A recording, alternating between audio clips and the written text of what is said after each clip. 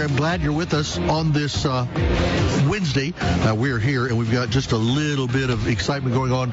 We've got a crowd full of people. Now, I always do this show every year with Rob Winters, and Rob is the one that's taking care of everything for us and getting our guests lined up and everything that we need to know relative to what's happening with our lineup of guests and everything. And Rob handles all that. And did you realize that you were going to be my first guest of the day? Did you know that going in? I did not know that. Okay. No idea. Now, by the end of this interview, one thing that'll be really, really cool. We'll know each other really, really well.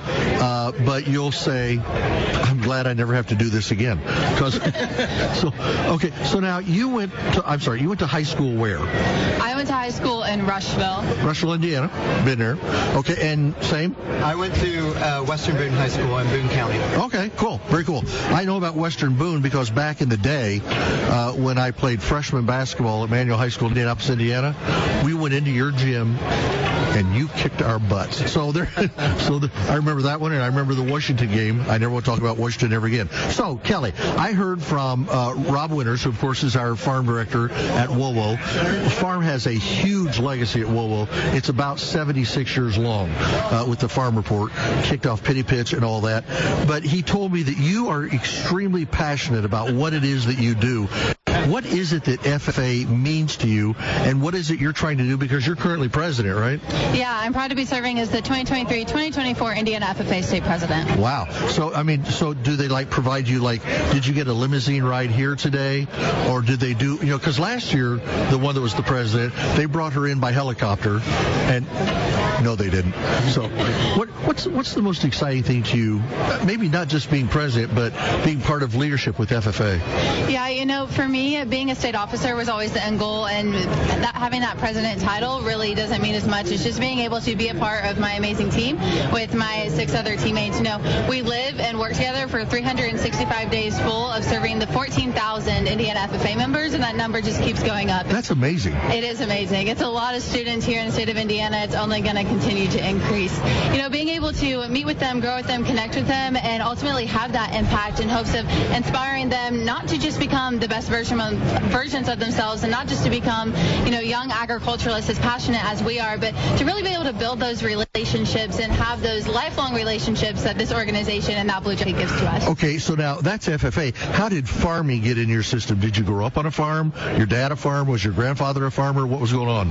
One really cool thing about our team is that none of us grew up in traditional agriculture. So I would be the closest, being a 5th-generation Hereford cattle producer, but living off of the farm. I fell in love with livestock at a very young age, walking the pastures with, my grandma and my great-grandpa and my dad, and then jumped headfirst into showing sheep and the show lamb side of things, which really FFA was also a big part of my family's life. My parents were the livestock judging coaches at the Rushville FFA chapter when I was very young. I have aunts that are ag teachers over in Ohio, and so being able to have that totally encapsulated in my life, it was never a question as to whether or not I was going to be an FFA member, but where this Blue Jacket has taken me is incredible. We might be talking to a lot of people here. Of course, WoWo is a 50,000-watt radio station, so we're talking to probably 18 counties right now, and some of them are in Ohio and southern Michigan.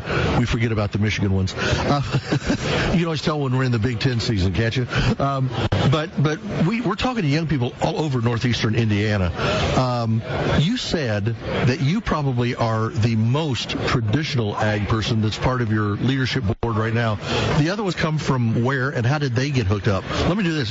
Tannic, is that right? Tanner. Okay. And Tanner, you are from, go ahead. From Western Boone High School in Boone County, Indiana. Yeah. Hate Western Boone. So, how did you get hooked up? You're not from a great big farm family? So my grandparents own farmland that we cash run out to the local farmer, but other than that, that is the extent of my agriculture background. Besides getting involved in the 7th grade in FFA, I started raising goats as my diversified livestock production SAE, and since then I started out with 4 dairy goats, and now I have close to 12 dairy goats that my little brother has taken on. And they're down there in Boone? They are there in Boone County, yep, at my house. Am I allowed to come visit your home in Boone County? Absolutely. I know my wife is listening, honey. I'm just saying it.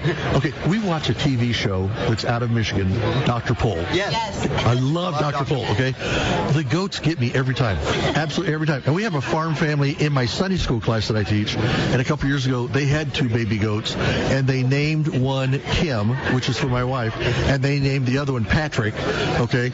You know. And then when I picked mine up, he's cute and all that. As soon as I picked him up, rah, rah, rah, and she says, now you know why we named him Patrick. And Kim's was just quiet and all that. But goats are very cool. And they're very smart. They're very smart. Yes. Yeah. We have my 4th, so having them for 4 years, I've seen a lot of different things in them as babies and them as moms. So we have moms who kid out and have babies, and they immediately, first-time moms, go into instinct of, this is my baby, I'm here to protect it, and I'm here to make it I've survive. seen that on that show. Yes. I mean, that's amazing to me. That is just absolutely crazy. Yep. So now you were basically around cows. Cattle and sheep, yeah. Okay. And then and tell me again the kind of cows that's down there. Hereford cattle. Yeah. Which Hereford, and then the name has totally left me, but you know, when they go in and they're vaccinating these cows, or one of them is sick, or they're trying to calf out and they can't, and they do a lot of work, and they always warn them, it's not Hereford, there's another kind of cattle. He says, you got to watch them because they'll turn on you in a heartbeat. And it's amazing. Some of them just stand there in the little pen and they let them do whatever. And, you know, another one, they're trying to take their temperature and like, hey! You know? So now your term ends in June. Yes. So happy, sad? You know, there's a lot of mixed emotions. It's a really cool opportunity because we do have 365 days 100% dedicated to our service to Indiana FFA. We're one of the few states that takes a gap year. We live together. We work together. So it really is our life for a year. And there are so many mixed emotions because it's a really awesome opportunity and we're sad to see it go. But we know that this year has equipped us with opportunities and skills and also relationships that are going to last a lifetime. Now, do all of you that are in leadership, and there's how many? 6, 8? There's 7 of us. 7. Okay, 6, 8. It's the one in the middle. But there's 7 of you.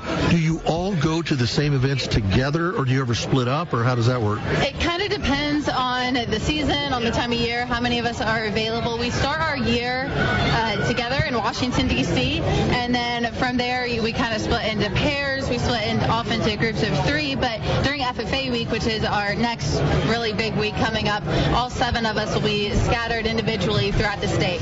Yeah, and so, and honey, if you're listening, Tanner has said that when he gets back home in a little bit, that he can do me a great deal on a goat as a pet. Absolutely. So, see, absolutely. He thinks he's getting paid for this interview. Not going to happen. But listen, thanks so much, guys. And do me a favor before you leave. Okay, we're getting ready to go to a commercial break. Write down your names and your phone numbers so I can get a hold of you. I'd like to find out maybe like toward the end of your term how it's all wrapping up and what's going on. And I expect you to say, you know what, the Fort Wayne Farm Show was the best one of all of them that we ever went to. Because that's what'll be true, right? Absolutely. Yeah, she's a politician. So there you go. Hey, thanks, guys. I appreciate it. Thank you so much. We're going to be back with more straight ahead right here. The Pat Miller Program coming to you live from the Fort Wayne Farm Show on WOWO 92.3 FM, 1190 AM. Podcasts by Federated Media.